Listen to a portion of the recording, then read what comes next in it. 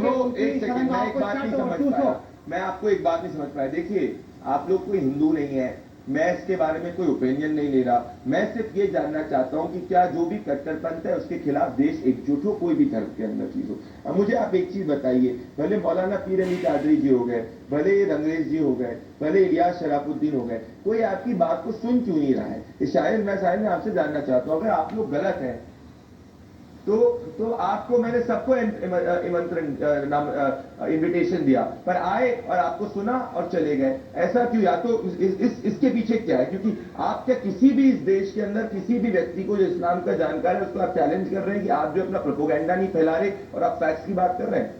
देखिए, मैं इसमें एक बात कहना चाहता हूं कि जो हमारे चैनल्स चल रहे हैं, मेरा चैनल एक्स मुस्लिम साहिल ऑफिशियल, हम 1.5 साल से चला रहे हैं और उसमें तकरीबन 50 से 60 ऐतराज, जी यूट्यूब पर एक्स मुस्लिम साहिल ऑफिशियल, उसमें 50 से 60 के ऊपर ऐतराज हम हर एक टॉपिक जो है वीक में 2 बार रखते थे। उस पर बाकायदा हम मुस्लिम उलमा को दावत देते थे, आम मुसलमान, इंटेलेक्चुअल मुसलमान, हर किसी को दावत दिया कि हमारे ऐतराज के जवाब दो, और वो आए भी, कोशिश भी किए, लेकिन उनसे नहीं हो पाया। इसीलिए इनको पता है कि अगर हम इनके सामने बैठेंगे और इनको अगर हमने गलत जवाब दिया, घुमाने की कोशिश की, जलेबी बनाई, तो हम पकड़ लेंगे। नहीं, मैं एक बात कहता हूं सभी, देखिए रिफॉर्म तो सऊदी अरेबिया के अंदर भी कई कई जगह हो रहा है, इलियास के अंदर रिफॉर्म भी हो रहा है, तो आपको क्यों नहीं लगता है कि ऐसी स्थिति अलग नहीं हो सकती? जो जो आपने पढ़ा है वो उसके खिलाफ आप आवाज उठा सकते थे, आपने छोड़ने का ही क्यों फैसला किया?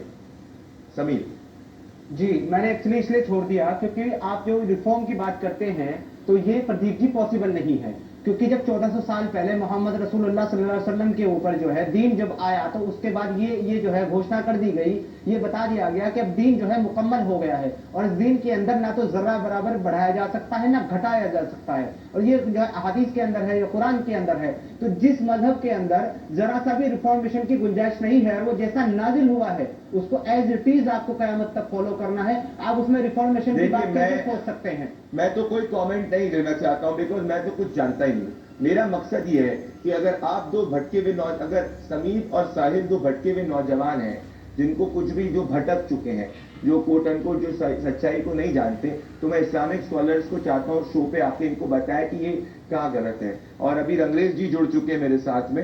रंगरेज जी, मैं आपसे सीधा पूछना चाहता हूँ, ये दोनों अलग अलग स्क्रिप्चर्स को कोट करते हुए ये कह रहे हैं कि डिफॉल्ट स्क्रिप्चर्स के अंदर ही हो, जब तक उसमें चेंजेस नहीं हो तब तक रिफॉर्म नहीं हो सकता। ये लोग कह रहे हैं, और ये कोई हिंदू नहीं है अंग्रेज जी। इनने ये एक तबलीगी को फॉलो करता था, 18 साल तक तबलीगी किया, दूसरा डिवाउट मुस्लिम था। इनको क्या कहना चाहते हैं रंगरेज जी? कुछ आप क्या कहना चाहते हैं? इन्हें क्यों छोड़? मुझे इनकी बात अभी पूरी सुनाई नहीं दी, तो आप इनसे पूछिए इनकी दिक्कत क्या है, फिर मैं उसका जवाब दूंगा। बताइए साहिल, आपकी क्या दिक्कत है? दिक्कत यह है कि इस्लाम जो है इंसानियत को 2 हिस्से में बांटता है, मुसलमान और गैर मुसलमान, और गैर मुसलमानों के बारे में कहता है कि ये बदतरीन मखलूक है। ठीक है, एक से रुक जाइए। क्यों कहता है? ठीक है, रंगरेज जी जवाब दें। देखिए, मुसलमान जो होते हैं ना, वो कलमा पढ़ते हैं, और जो कलमा पढ़ लेता है वो पूरे दीन में दाखिल हो जाता है। तो जो कलमा नहीं पढ़ते उनके लिए आप कहेंगे कि ये बदतरीन मखलूक है, वर्स्ट ऑफ क्रिएशन। वो भी हमारे भाई हैं, जब तक वो कलमा। कुरान भाई नहीं कहता, कुरान कहता है वर्स्ट ऑफ क्रिएशन। सूरह बय्यिना, सूरह नंबर 98 और आयत नंबर। ऐसा है, मेरी बात सुनिए। हाँ, आप हमें मत बताएं कि क्या चीज कहाँ पे क्या लिखा है, वो हमें ऐतराज हमें उसी पर है जो लिखा हुआ है। हमें आप पे ऐतराज नहीं, आप तो हमारे भाई है। मुसलमानों को तो मैं दिल से प्यार करता हूँ। अपना ज्ञान बढ़ाएं, हमें ज्ञान मत दें।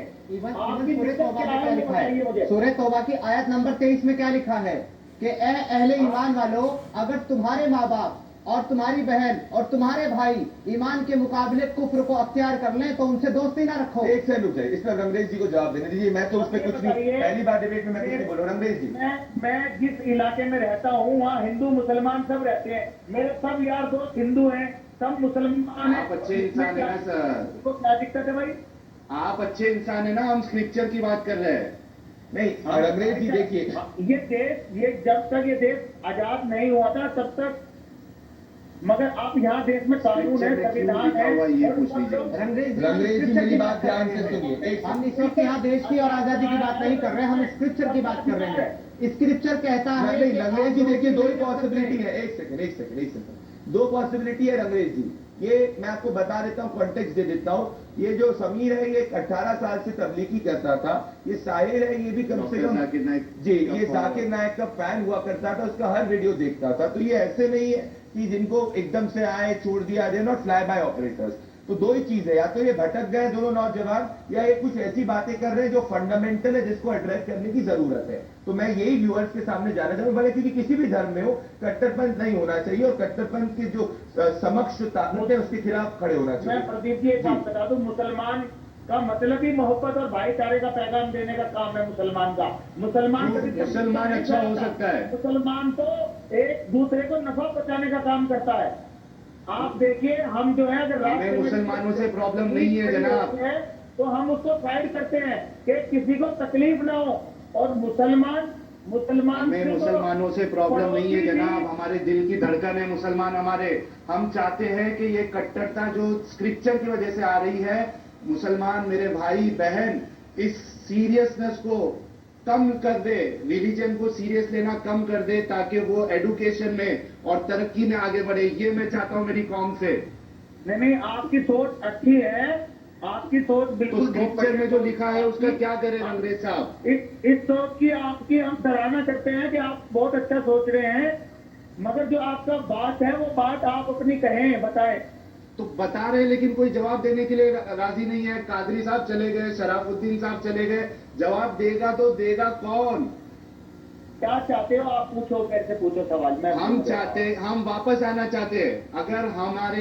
अगर हमको जो है गलत फहमी हुई है, अगर हम गलत समझे हैं, तो हम चाहते हैं कि उलमा हमारे सामने बैठे। बाकायदा हमारा चैनल है, ओपन डिबेट का चैलेंज है। आइए हमारे ऐतराज को दूर करिए ताकि हम वापस इस्लाम में आए, वरना जो हमारे जो मुसलमान भाई बहन है वो लाखों करोड़ों की तादाद में इस्लाम से बाहर निकल जाएगी।